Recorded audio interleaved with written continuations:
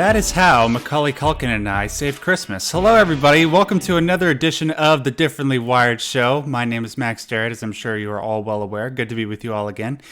And joining me for this edition of the show, as always, is John Tucker. Your name just escaped me there for half a second.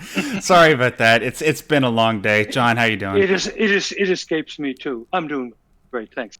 Yeah, sometimes I like to I sometimes think I'm a different person sometimes when I wake up in the morning.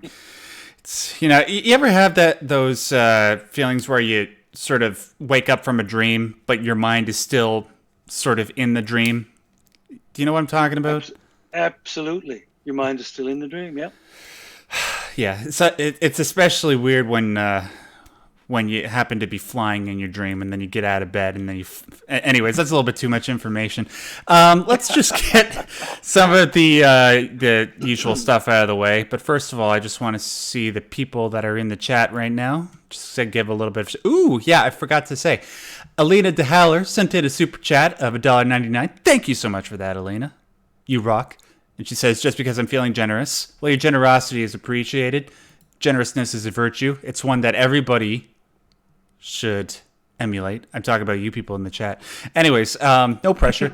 Let's just, usual stuff. Like I said, Facebook. There's a link to our Facebook page in the description box below. If you haven't liked it already and you have Facebook, why not? Seriously, ask yourself, why not? Delve into some deep introspection about why you haven't hit that like button. And Discord. As far as I know, I think the last time I checked, we were at somewhere above 380 members, so we're almost at the big 400. If you want to contribute to the growing Simpsons Kin ethno state, that's a joke, by the way. We're not actually racial supremacists. It's a joke from a while back. When I say stay yellow, it just means stay cool. It's just a joke. Calm down. So yeah, if you want to join the Discord server, there's a lot of great things going on there. If you happen to be on the spectrum or have mental health issues, it's a very supportive community. People are helping out each other there all the time, offering advice, resources, kind of like what we do here on the show, just, offline. And also, if you happen to be interested in a whole bunch of different things like gaming or music or movies, there's a bunch of different chat rooms there filled with people that are constantly talking to each other and having fun. So seriously, consider going there and checking it out if you happen to be a Discord user. With that out of the way, let's jump into our main topic, which is the value of hope. Now, John, you were the one that happened to suggest this to me yesterday, right? Yep, I did. And what exactly, I know I ask you this all the time, but it's important. Oh, what's going on there? Hello? John? Sorry. Oh. Somebody's coming to your... Oh, Weber, you just joined. We're live right now, dude. Oh, sorry about that. I just got your message. I'll be quiet. It's okay, dude. I'm just going to mute you, and then we'll unmute you by the time the taking call segment starts. You're muted now. It scared the crap out of me. Like he was fidgeting around with his mic, and it's almost like somebody came up from behind me and grabbed me. So it gave me a bit of a fright. Testing your flexibility. Yes. Just making sure I'm on my toes, as if I'm not already on my toes enough as it is. It's okay, dude. I forgive you. Anyways, value of hope. John, what sort of inspired you to suggest this as a topic yesterday? Well, here's the thing. When you're differently wired, you get a lot of crap from people about why don't you do this, why don't you do that, why don't you change this, why don't you try harder, why don't you be like your sister, why don't you be like your brother, blah, blah, blah. And it goes on and on and on. So it kind of makes you at times in your life somewhat hopeless and harassed and worried about stuff, anxious about. So you try to talk yourself out of it. However, you're using two different parts of your brain at work. One is you feel something. You feel amygdala, like you feel bad, you feel fight or flight stuff. You're trying to use your cognitive processes to talk yourself out. They're two different channels. They don't actually, you can't really talk somebody out of being unhappy or depressed or nervous or anxious or whatever. But the thing about hope it lives in the same sort of domain, psychologically speaking, as the things that bother you. So in other words, instead of say, oh, I must try harder, you can look for a thing that gives you hope. Now, a way of doing that is to change where you're looking from, as it were, like away from the total involvement, and look at the situation you're in. Find something about it that kind of is hopeful or brighter or different from the way you're looking at it. So you're kind of accepting the fact that I have these bad feelings or worries, or I'm stuck in the basement or whatever. And you say, okay, what can I do that takes hope and puts it in there? Now, you're talking in the same psychological domain. So there is, I think, a better chance for hope and things like hope to have help you through some patches or get you to change your perspective. Whereas, like I say, all the cognitively driven stuff may not work at all. You can try to talk to somebody. Oh, don't feel bad. No, they feel bad. They feel bad. So hope. What? Don't feel bad? Wow, I never thought about that. There you go. Well, I guess we could just end the show now, guys. Thanks so much for joining us. Listen, if you want to support... Anyway, sorry, go, John. Yeah, we could turn this into a book with no words in it. But the thing about hope is I think it's a better way to go. Look for that thing that gives you hope or that you can hope for. Look for that kind of positive, and it could be a very small thing. You might have a big issue, but you can take some piece of it and say, oh, this is good. I hope I can do this, or this gives me hope, or that's what was going through my mind, because I've seen it so much lately in clients that come, under duress, and sometimes very small changes can say, oh, well, I can do this. I can go for a walk, or I can make a cup of tea, it could be small. Or if I approach the problem this way, then I can, oh, okay, it's a small step. It's a basic small step, but it gives me a modicum of hope. So that changes the sort of focus of your worry, and changes the shape of it, can lighten it up. That's what I was thinking about. So what you're suggesting is that people like us, differently wired people, what we should sort of try and train ourselves to do is that when we're down in the dumps, when our brain isn't allowing us to think productive or positive thoughts, that what we should try and figure out is ways to look at the situation from a different angle, sort of sidestep the immediate obstacle that's in front of us and say, okay, there are different ways that I can get around this. What's a way that I can do this without sort of letting the immense responsibilities and tribulations that are before me bog me down so that I can't move forward? Yes, exactly. Okay. Because whatever is bogging you down, there's no good in butting against it over and over and over. You can hit it with a bigger hammer, but it's still the same problem. So you need to kind of step aside, as you say, from it. Yeah, and like you said, that might take the form of going for a walk or a cup of tea. Oddly enough, two things that I really, really do enjoy and really help me out a lot. Yeah. Especially lately with the YouTube burnout that I've been... Hold on, I think my mic was just peaking a little bit there. Yeah, especially lately for myself, what with the YouTube burnout that I sort of been feeling. I think we discussed this a little bit on last week's show. Unfortunately, YouTube is going through sort of in a revolution right now where unless you're putting out like 6 or 7 videos a day, your channel is essentially throttled, right? Like, for example, like when we started doing this show, a few months ago, at our peak, we had about 100 people watching us live, and right now we have 35, right? And I would think that the sort of stuff that we do here is kind of important. I mean, a lot of people, with a lot of the crap that's going on in the world nowadays, there might be people that need to have their issues heard. Maybe they need to be directed to the right people. And I don't know of anybody else online that does what we do. So you would think that the value of what we're doing here might merit the attention, but the way the YouTube algorithm works is a big pain in the ass. But like you said, you sort of have to sidestep the whole issue, realize that a lot of this isn't within our control, or specifically in my control, and you have to sort of do things the best way that you can do them. So, and this sort of dovetails into what we were talking about yesterday. I'm sure it's okay if we talk about like when we were just talking to each other yesterday, right? Fine with me. Okay, cool. So yeah, I just full disclosure to you guys. Prior to John and I doing this show, I was sort of a full-time client of his. But from time to time, I'll sort of call him up and just talk to him as one of his clients, right? And that's sort of what I did yesterday. And just to use a practical example in regards to what we're talking about, I've been struggling a lot lately with trying to secure financial stability for myself. I mean, I do have a couple jobs. One, I have a main job outside of YouTube. And then I get some ad revenue from doing YouTube. But obviously, both of these things together, I'm not generating the amount of revenue that I'd like. And even if I were to live on my own, it's not at a point where I can really sustain myself, right? So I was talking to John about this, and the whole problem, I sort of described in detail to him why it was so overwhelming for me.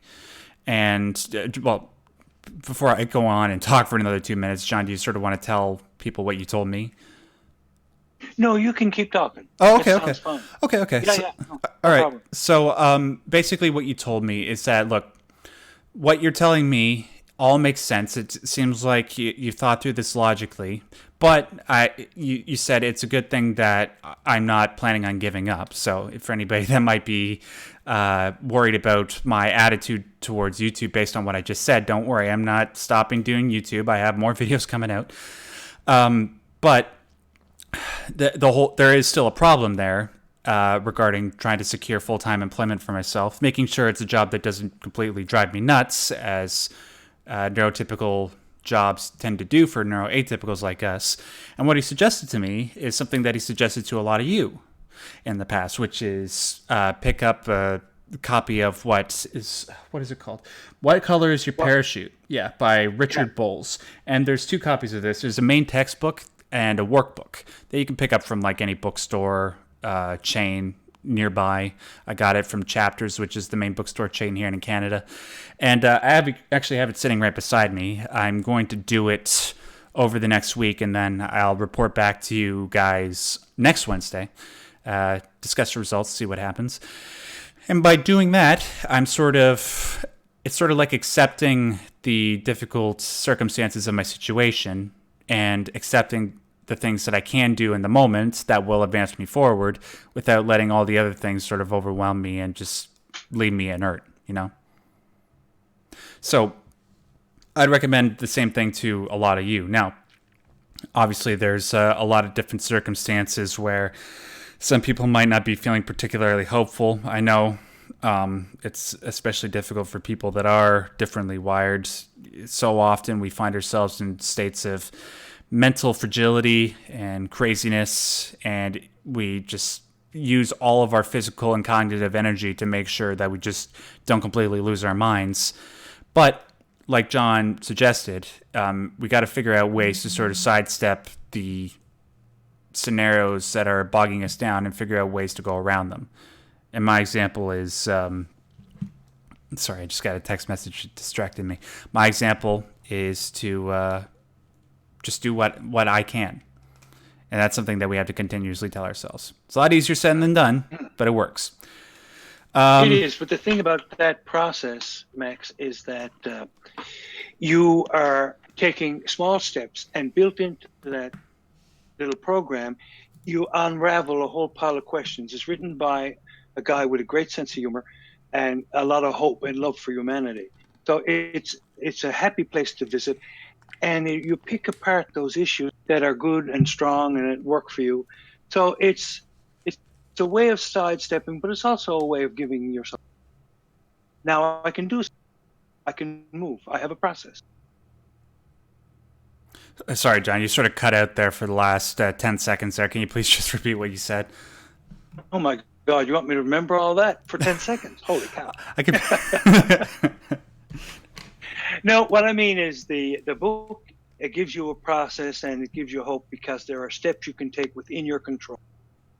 So it gives you hope. There's little steps you can take. So that makes a difference to how Okay. you feel.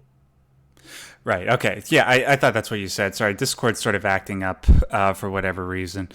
Anyways, what I'd sort of recommend to people at this stage of the show, because we're sort of going along a lot faster than I'm used to, which is fine. But if you guys are currently going through situations right now where you're feeling a lack of hope, what I recommend you do, we'll try and save some time at the end of the show. Actually, you know what?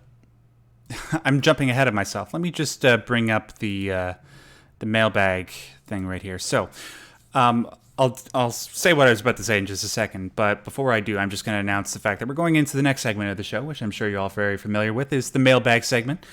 Now, if you want to be a part of the mailbag segment where we answer questions from the people that view the show, there are two ways that you can do it. One is you can send us an email anytime at the email that you see on screen right now, which is maxderrat@yahoo.ca, or you can send in a Twitter question on Twitter using the hashtag differentlywired. And I really encourage you guys, because I think we'll have time at the end of the show, if you're in a place in your life where you're having a lot of difficulty with something and you're losing hope, I recommend you maybe summarize it in a tweet and send it to us so that John and I can discuss it at the end of the show. Sure. So with that out of the way, let's jump into the very first question. And the first question comes to us from Ben Hibbins. And Ben Hibbins writes, "Hi Max, I've been watching your Truth About Asperger's Syndrome series for over a year now, and it's really been a big relief for me, and I'm sure for many others as well." Thanks so much, Ben. That really means a lot, dude. To know that there are other human beings out there who are battling the same problems and issues which seem to go hand in hand with having autism or Asperger's. Well, that's mainly just before I continue with your email, dude. That's one of the main reasons why I did it. It's because I wanted to find other people out there that were like me and see if I wasn't just completely going crazy on my own. And thankfully, I found a lot of you beautiful people, all of which are actually watching the show right now. And some are in the Discord and yada, yada, yada. So, going on with the email. Currently, I'm in my final year of high school, and throughout the years, I have been excluded from many social gatherings, parties, etc. Over the past 5 years for no discernible reason other than the usual, "you're just different." And yet no one will specify any further and refuse to give a clear and honest answer as to why it continues to keep happening consistently. I'm currently on 3 different medications and seeing a psychologist, speech therapist, psychiatrist, and pediatrician, but still suffering from severe anxiety and depression for several reasons in relation to being excluded and unaccepted by others around me. Anyway, my question is, if an atypical individual gets excluded from a social event/gathering because of their disability, is that considered to be discrimination? What are some possible scenarios that are and aren't labeled as being discrimination or otherwise? Thanks, Max. Kind regards, Ben Hibbins. Well, thanks very much for sending that in, Ben. And it's a somewhat difficult question, but it's an interesting discussion to have. Obviously, when we think of discrimination, we think of, the more popularized is the wrong word, but the more familiar forms of discrimination where people look at the color of your skin or think about your sexual orientation and exclude you or ostracize you based on that, right? And that's not an okay form of discrimination. However, there are fair forms of discrimination. For example, we discriminate on the basis of competence all the time, right? So if somebody gives you a low mark on a test because you didn't do well on the test, that's a fair form of discrimination. They're discriminating you against all the other people that did much better on the test, right? And in regards to parties, well, it's kind of difficult because they are allowed to discriminate against you. You don't have to invite everybody to your party, right? And neither should you. But there is obviously the problem of whether or not they're excluding you for something that they really shouldn't. It's easy to assume that they're ostracizing you subtly so they can't be called a bad person. And in some cases, you'd be right, which is why, discussing this can be particularly difficult. But you also have to keep in mind that maybe, in some cases, maybe not for you, but in other cases, maybe somebody isn't inviting you to a party because they recognize that maybe you're not at a level socially where you can interact with a certain set of people and not have it end in complete embarrassment, right? Do you know what I mean by that, John? Yeah, I do. And I'd like to jump in for a moment. Yeah, yeah. The one cannot be discriminated against for this kind of thing in organizations. You will see when you go for job applications for different organizations, you will always see you can't discriminate based on a whole pile of criteria. And certainly a disability is one of them. But that's official. So you've already alluded to the fact that if you're talking about going to a party, there is no kind of rule. The cops aren't going to go to your house and say, "Oh, you discriminated against him. He should be allowed to your party." There's no legal way you can get at that. Well, I It's mean, bad unless you manners. live in England. But anyways, sorry, go ahead. Yeah. Be careful. Hey, we don't live in England England. might come. Yeah. They don't have that kind of overreach. Screw you, Theresa May. You're not even in power anymore. Anyways, go ahead. Sorry. Sorry. So, a deeper question you don't quite ask, Ben, is what can you do about your severe anxiety and depression? You're seeing a psychologist, speech therapist, psychiatrist, and pediatrician. So that's good. And none of those people are getting through and helping with that stuff. I think maybe the theme that we're on tonight is probably a really good theme. You need to take small steps. You need to find things that are within your control. For instance, if you feel badly because somebody doesn't invite you to a party, you can't control that. But you can control what you give to people or what you offer to people or what you join in where you could be welcome. For instance, if you're volunteering, if you liked animals, for example, and you volunteered at the Humane Society, you can control that. You can control helping people around you that seem to need help. So it's better to focus your attention on what you can do, and those can be small things. And of course, avoid toxic people and locate people that are more accepting. Mm-hmm. Yeah, it's unfortunate in some regards because, it's like, well, why can't the people that are being cruel change? Why do I have to change? Well, the way, again, it's like taking a different perspective and trying to find hope in the situation, like we were discussing at the beginning of the show. One thing that you can do is you can take control of the situation, find a way to take control of it, and find a way to rise above it. One example is one that John just cited. That's a very good example. Another is just thinking about ways that you can improve yourself to make yourself seem a lot more desirable. The best, it's like Eddie Vedder says from Pearl Jam. I know he didn't originally say this, but it's the easiest name to attribute to the quote. The best form of revenge is living well, right? So if you want to become invited to parties and intermingle with certain people, a good way of doing that is finding ways to bolster your character. If you have trouble socializing, one thing that I recommended in one of my more recent videos, 10 autism survival tips, one good thing is to try out drama classes. Once you do those, you figure out the patterns and common social interaction, things that neuroatypicals don't normally pick up on. Once you get that, you learn how to be humorous, you learn how to be witty, kind of like me. But because that's the way that I did it. I took drama classes for 4 years, and thank God that I did. Otherwise, I definitely wouldn't be doing a live show in front of people. So yeah, you have to find different ways to do that. Obviously, it's not as easy to think about them on your own, Ben. So I encourage you in the future, if you're having trouble with stuff like this, to maybe email us back, talk about the specifics of the situations that you're trying to overcome, and then we can address those directly as they come. Sound good? John, anything else you wanted to add? No, that seems good to me. All right, awesome. A great question.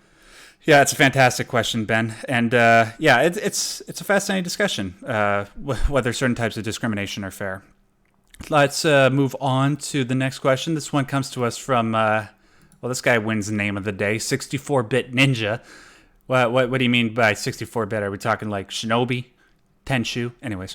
Hi, Max. I'm currently 14 and I find it's hard to open up to my parents, but I can tell friends almost anything. I often end up lying to my parents and hide things from them. I feel like friends are more of a family than my actual family.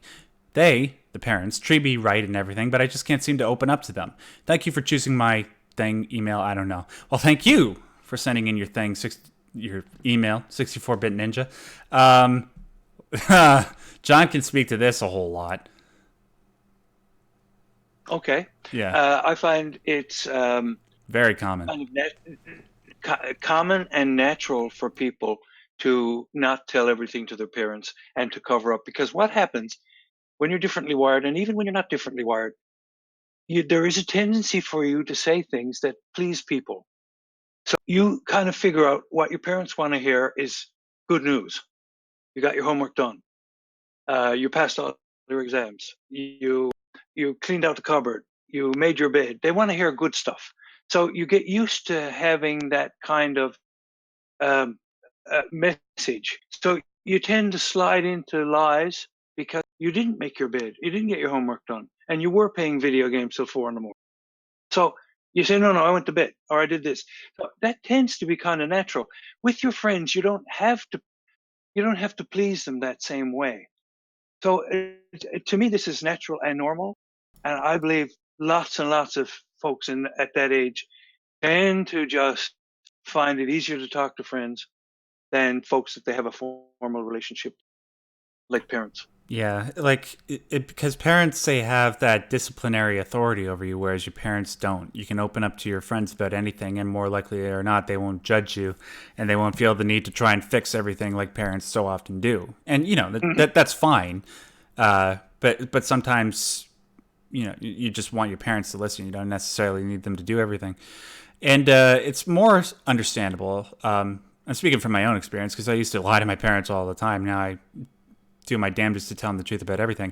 But the reason why is because, well, growing up, whenever my autistic traits tended to come out, my parents, if you watch my Truth About Asperger's series, you know that they didn't realize that what I had was Asperger's until I was 18 and my symptoms were just deemed to be bad behavior.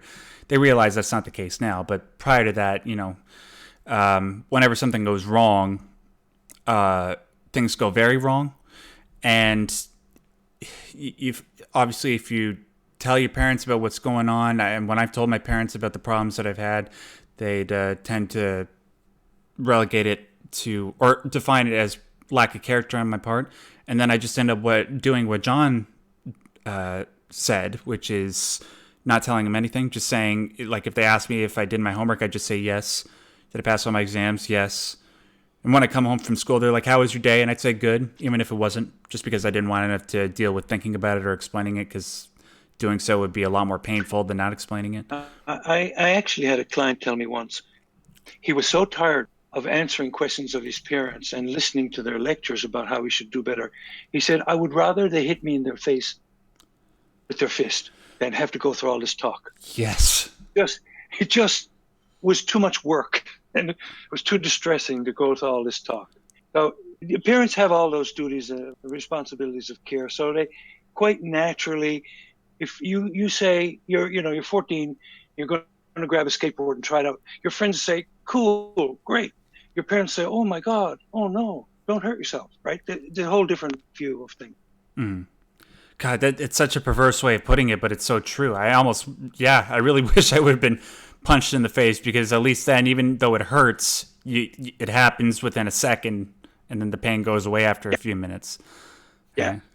It's weird, but it can be very, very stressful to have people keep nagging at you about the same thing over and over. So you generally, by the time you're about 12, will learn what it is they need to hear. Mm. So anyways, to answer your question, 64-bit Ninja, it's totally understandable. Obviously, if your parents know, like, I don't know if you're on the spectrum, you didn't specify, but it's good to make sure that parents find out early on so that they recognize all the behaviors, they realize that a lot of things aren't in your control, and they'll help you. So that way that's one less thing that you have to deal with, especially during this transformative time in your life. And then thanks so much for sending that in, 64-bit Ninja. We're going to go on to the final question. This one comes to us from Muppet Jedi, another awesome name. Do you and John have any recommendations for sleep troubles? I've heard it's common for people on the spectrum to have difficulty sleeping, so I thought you both may have some new ideas for me and others like me who have trouble shutting our minds up enough to fall and stay asleep. I also often have vivid stress dreams or nightmares and occasionally episodes of night terrors or waking up in a panic attack. Thank you for your show. Well, thank you very much for your email, dude. Yes, I have a bunch of things that I can suggest to you. One, find some form of white noise. And that could be like, YouTube is a great place to find this sort of stuff. You can find like 10-hour-long videos of just different sounds playing. I like to listen to rain, like thunderous rain, because when I listen to that, it clouds out all other thoughts because I'm just focused on all the different, like the bass and the treble of all the different droplets hitting the ground. Other than that, I like to listen to music that doesn't have any lyrics in it. That's a great way of taking your mind off of things. Let's see, what else? Weighted blankets.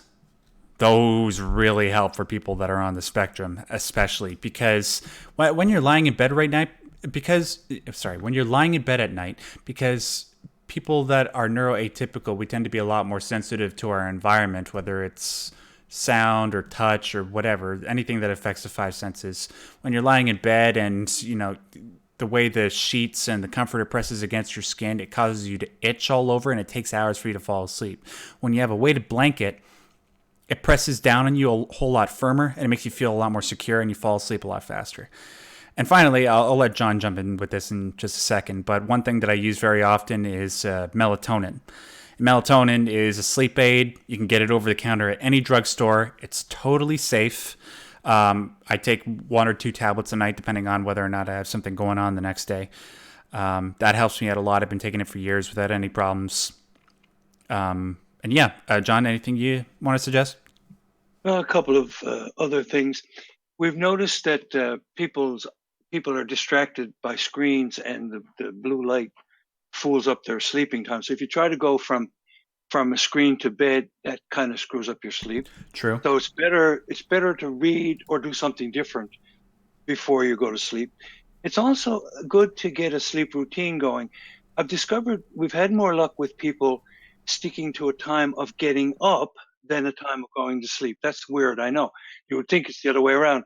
But it seems like if you have a time to get up that becomes routine, you'll somehow stick to that. After a while, you'll be tired and so on, but that's helpful. And after a while, the evening will settle itself in. That's one thing. There's one other thing that just crossed my mind. Oh, yeah. Sometimes people will have trouble sleeping and they will shut their eyes tightly and try to squeeze themselves to sleep. No good. Everything I've read about it is if you're not sleeping, get up and do something else. In the Middle Ages, people slept twice in the night. They used to get up in the middle of the wee hours and get up and have tea and play around and go back to bed again. It was apparently quite common hundreds of years ago. But if you can't sleep, don't kill yourself trying. Yeah, just get up and find something that can tire you out until you fall back asleep. Yeah, basically. Yeah, what you said there actually about it making more sense to pick a time to wake up. No, that makes total sense because once you wake up at a certain time, human beings tend to be awake for 14 to 16 hours a day. So once you wake up at a certain time, naturally you'll fall asleep at a certain time. And that's worked out great for me because I work at a job where I wake up for my shift, which begins at 8 in the morning. And naturally, waking up at 7, I tend to go to sleep at about 9 to 10 o'clock. And then I wake up at the same time. Even when I'm on my day off, I wake up at 7, but it doesn't matter. I had a good night's sleep. It doesn't matter. That's right. Exactly. It's better very often it's better to find that time, that sweet spot of time, which should be early rather than, 4 p.m. It should be early, and it should always be the same. Who was the famous American founding father that said something about people who are successful rising early? Do you know what I'm talking about, John? It might have been Ben Franklin. It's the kind of thing he would. Yeah, I think it was Ben Franklin. Anyways, I'm sure people will correct us if we're wrong. Those are all the questions, guys. Excuse me. Sorry, one sec. Had homemade mac and cheese for dinner. It's pretty good. Anyways, let's move on to the final segment of the show, which is a call-in segment. So if you guys want to call in and talk to John and I directly through a voice chat, the way you do it is very simple. You go to our Discord server, which is, there's a link to it in the description box below. And once you're there, you go to a text chat, which you should see in the left side, on the left side of your screen. You should see, if you look on your screen right now, you'll see text chats that say arrivals, constitution, video alerts. If you scroll all the way to the bottom, you'll find one that says call and sign up. And once you click on that, all you have to do is put your name in that text box. And when you do, you can be, you will join the line of people that are waiting to talk to us about their problems, whether they're mental health problems or autism related problems. We'd love to hear from you. So let me go into Discord. It looks like Weber dropped out. Well, anyways, maybe he'll jump back in a second. So the first person that we're going to be talking to is Blam.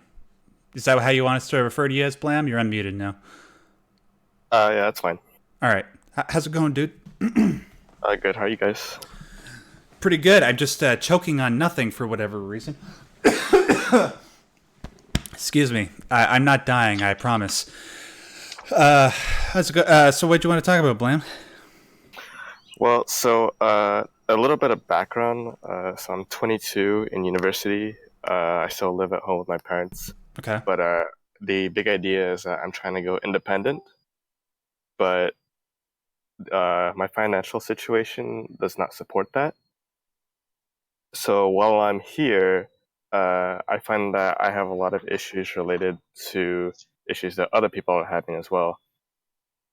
But the main idea is that the reason why I'm trying to go independent is because parental relationship issues. Like, I think there's a big gap going on right now, and I think the choices that I see available to me are trying to fix the situation or to kind of just leave it as it is because it's unfixable. So I'm not really sure what to do. John, do you want to take this? I will start. You're being very general in your description. I understand the general tone of what you're saying, but are the issues like in any way dangerous at all? Well, in the past, I have considered like suicide, but right now, and since this episode's related to hope, I didn't really find hope, but I'm sort of in a middle ground where I don't have hope, but I'm also not helpless, where I'm at Okay. where that's going to happen again. Okay. So it sounds to me like the key is to find that spot and build that spot where you're not helpless. So there's certain things you're not helpless about. You need to grow, pay attention to them, grow the time that you're involved with those things. Sometimes things aren't fixable and you can spend more time in the library or, avoid certain conversations. Is it conversations on friendly in this environment that you're in right now? For certain situations, it's like very toxic, but when they're the higher moods, like their best moods, then it seems fine. Are there times of day when you shouldn't be home or you should, like, for this? You know what I mean? Is there a rhythm? Yeah, sorry. It's okay. So I do feel like certain days I am better off like leaving here and then just going, like, as Max said, on a walk or just going to a shop and then relaxing. But at the Okay. same time, I don't really want to do that because when I do travel to different places, they do track me pretty much 24/7, and they do question me like, "Why are you here?" or "Why are you there?" When you don't need to be there. And if I tell them Do they that, do that through your phone? yeah, Yeah. Okay. So are you using iPhones? yeah, And you can turn that off. I've something tried out. that, and they got mad when I did that, and they said that they would take my phone away if I did it again. Yeah, this is not a very pleasant environment. This the idea that they even would think of taking your phone away isn't appropriate. It's not sensible. Um, Yeah. so I'm wondering, is there a civilized adult known to you and your parents who can be a kind of a buffer, helper, go between kind of person, an aunt or a good family friend, or someone not far away that you share some of this with? Uh, Not really an adult, but the only way I try to cope with it is to talk to my friends who, like one's a psych major, so he kind of knows like certain situations, and I told him about the situation. He's like, "Yeah, all you can really do is just find a job and then try to get out as soon as possible." But yeah, I don't really have a parent or someone Okay, older who I can talk to. no one comes to mind. Well, you know what? You're doing a very wise thing by sharing with friends. That's going to keep you level. If you if you have people that you can vent this stuff to, that's going to be very helpful. And he is locating work and moving to a different place is really appropriate. Because I'm guessing that if they're thinking, "Oh, you're naughty, we can't track you, we're going to take your phone away," and you're 22, for heaven's sake, you can die for your country. You can take up arms. You can vote, but they're going to take your phone away. This is not balanced. Sorry, it's not. So yeah, share with your friends, even though you don't want to take walks. I don't know. Wait now, hang on. Maybe there's a gap here. Is there a place you can go to where they don't mind you being there? So I actually live in a house that's close to my university. I'm not there right now. I'm at my house, but that's the only like remotely okay place that they'll accept, and it's only if I provide like a really good reason to be there. Well, you're studying. You're preparing for exams. You're writing papers. Or what about gym? There's a gym at your university. Probably Uh, is.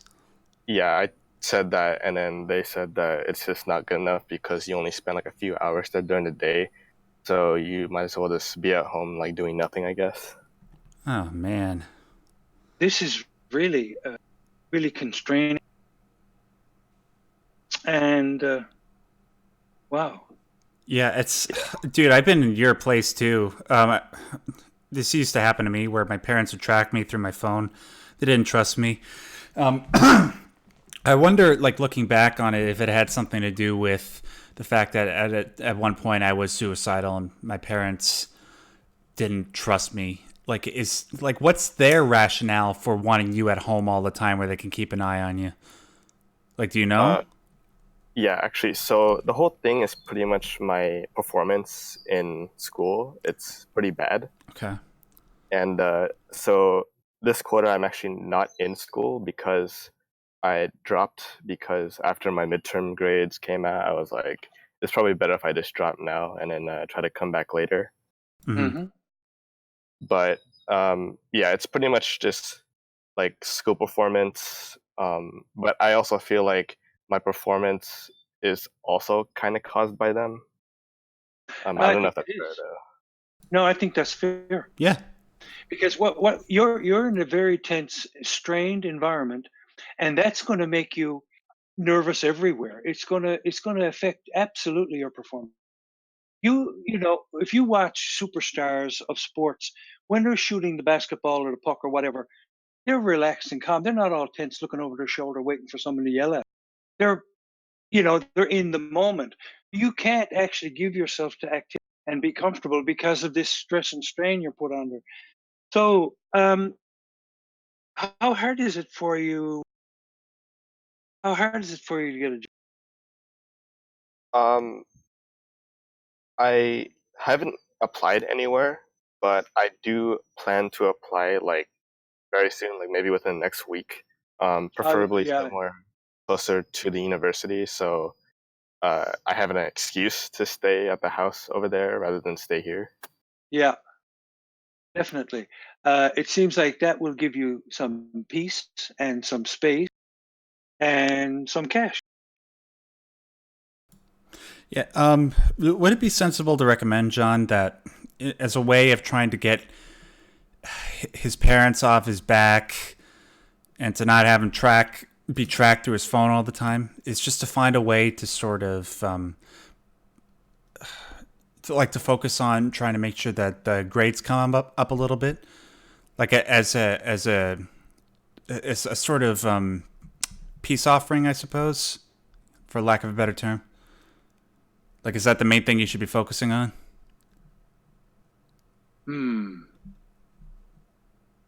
I don't know. I don't think this relationship grew over a bad grade in university. I think there was seeds of this were there a long time. Is that so? I would say that their effects on me were definitely present when I was in high school. Yeah. So it's a deeper problem than that. Yeah, I understand. So I suppose like John said, the best way forward is just to try and find a way to ease mental tension, the ways that he suggested that, or trying to find ways to get away from your parents for a while, trying to find a place of solitude. And once that happens, try to take another step forward after you sort of work that out. And when you work that out, maybe it might translate into better grades or you finding a job. And once you do that, after you made that jump, then that's another step forward for yourself. That sounds like a reasonable plan, doesn't it, John? It's reasonable, and it is difficult because you're in a difficult situation, fraught with, worry and torment and harassment. So it's not easy. So it seems like that job business is a really good idea. When do you start school next? Would it be September? So I'm actually going to take summer classes. So I actually start the 24th of this month. Right on. Yeah. Okay. Okay. And will there be room in your schedule? I'm sure there will be, but I'll be there for most of the week, and then I'll probably just come back every week because at this point, because of my bad performance, they're blaming me on the fact that I didn't ask questions because they're both working professionals. I'm just like, why would I ask questions to you when like half the time you beat me down for asking questions? Yeah. Okay. Well, unfortunately, dude, we have to move on. We're coming towards the end of the show, and we have one more caller that we got to get to. But what I just recommend is you just take what John suggested primarily, and or take the advice that he suggested. See where you get with the job search. See how things go in terms of trying to ease, like I said, the mental tension that your parents are causing you. And then once you do that, make sure you come back to us so that we can continue to discuss this and find ways forward so that this isn't constantly bogging you down. Because like John said, you are going through a lot, and we don't want you to go through it alone, No, you can write in, you can call in, because you're on a journey where you need friends and folks to, stand by your side. Yeah. Thanks for having me, by the way. No, thanks for coming on, You're dude. most welcome. All right. Well, I hope to talk to you again in the future. So, anyways, we have to mute you now, and we're moving on to our final caller because I think Weber had to drop out. So, hold on. Let me unmute Jeebs, rather. Jeebs, what's poppin', player? Hello. You excited for E3? Yes, and the Pokemon Direct was today. Oh, and yes. a whole lot of other Discord things, so I've been extremely busy. Yeah. See, you know what sort of annoys me? I put out a poll on my community tab for my channel, and I said, hey, what conference are you guys looking forward to? I'm going to be covering just in case you guys didn't know, I'm going to be doing live streams for all the E3 conferences, but with the exception of Nintendo, because I don't own a Switch, and neither have I ever owned a 3DS. I'd like to, but I have no money. Although, if you guys would like me to cover the Nintendo conference, there's one very easy way that you can do that for me. Buy me a Switch. Anyways. And it's sort of annoying because the polls that I set out, it's like, what E3 conference are you guys looking forward to the most? And the one that got the overwhelming result was Nintendo. So Screw me. Anyways, Yep. it's. I'm not the one that's supposed to be talking. It's you, Waluigi. What do you want to talk about? I've noticed personally, with myself included, you have an overwhelming group of Nintendo fans. Yeah. Well, Which I find it seems to be that PS2 era that transitioned into like the Wii era fans. Yeah, I did own a Wii.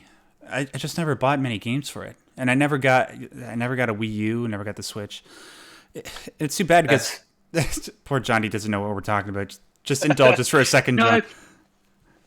You want to go and have a Wii? It's okay. Hey, I didn't. Remember when the Wii was called the Nintendo Revolution? That's a deep cut for you guys. If, God, we're nerds. But yeah. Dolphin. Oh, the dolphin. Yeah, exactly. Anyways, Nintendo got a lot of great games right now. They're kicking ass. What'd you want to talk about, Jeeves? I wanted to quickly touch on Blam. I really do wish you the best, and I hope to see you around more on the show. I really want to tune in and hear what you have to say, and my DMs are open if you want to shoot me up. You guys can't hear Blam, but I just have him muted from the stream. Jeeves can hear Blam, I think. Yes, he said thanks. Okay, so there you go. For go. anyone wondering. And I wanted to sort of just go in reverse order and touch on topic.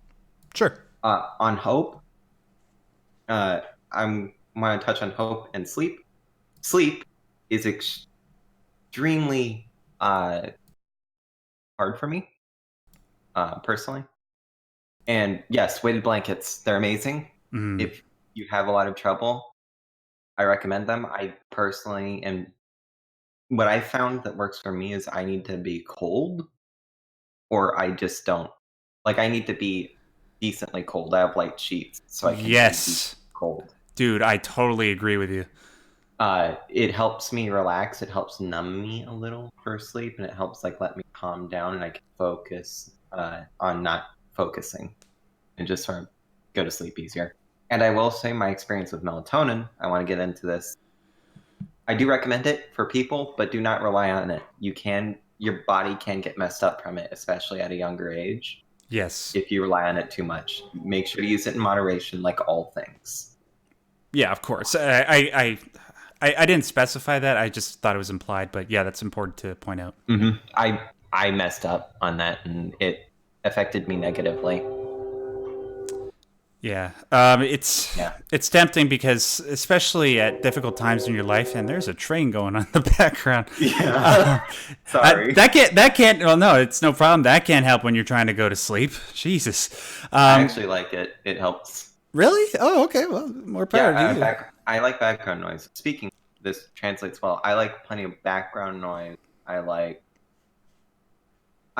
having my radio on. I have a very specific CD I play that's very soothing for me. The Black Album by Metallica? Oh. Sorry. It's actually the greatest hits of the Seekers. All bands. Here, let me see if I can get it up for you. The Seekers. Why does that name sound familiar? When you said the they're Seekers, my mind they're immediately... the ultimate dad band. Dead band? They were Australian. Yeah. Oh, okay. Australian band. Right? I believe so. The world somewhere they call the Promised Land. Yes. It's interesting you're talking about blankets. I happen to be today looking at a blanket that is a cooling blanket that has no electromagnetic frequencies in it. It's not cheap. It's like $1,000, but it has water running through the, and you can buy a queen or a king one, which has two sides, so one person can have warmer than the other, right? But apparently, and there's another company that makes a blanket that combines weightedness and cool. So it's a very interesting discussion. Good thing to explore for sleep, for sure. Mm-hmm. That's pretty cool. A blanket that has water going through it? It's no electricity in it. It has two little reservoirs, or one, depending on the blanket, and it circulates the water at the temperature you dial in. Huh. I have heard of that. Yeah, I can't probably remember names. enjoyed that. Chill Pad, or Chili Pad, I think it's called. Chili I pad. probably would have really enjoyed that, but it's a little too out of my price range. I can barely afford a Switch game. Oh yeah.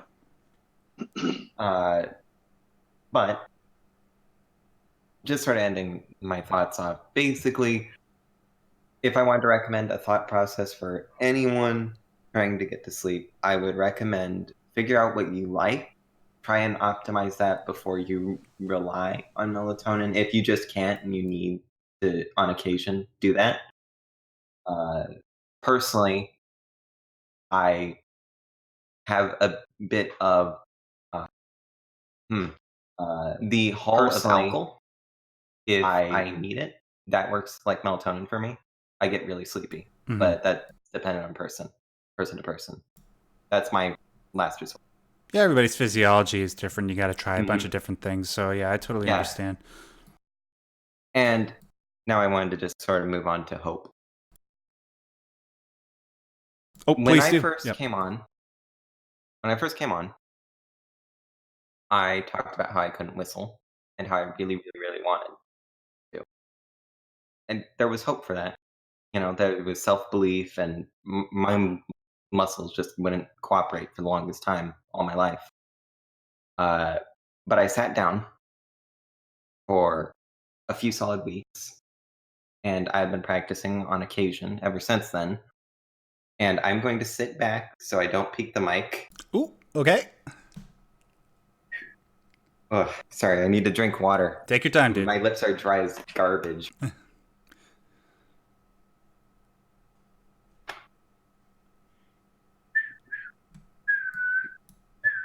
I'm trying to not do it loud. There you go. I can do it louder and more solid, but yes, I can't. I've been getting good at it, and I've been able to get control, and that's what I wanted. I wanted to overcome that, and I have, and I am. I want to get better at it, but you know, I've sort of overcome that obstacle since I came on. Well, good job, dude. Yeah, it's sort of like that. You need hope for those things, and you need to progress through situations like that. And there's things that you need to overcome in life that feel hopeless. But if you keep your head held up high, you have the proper help.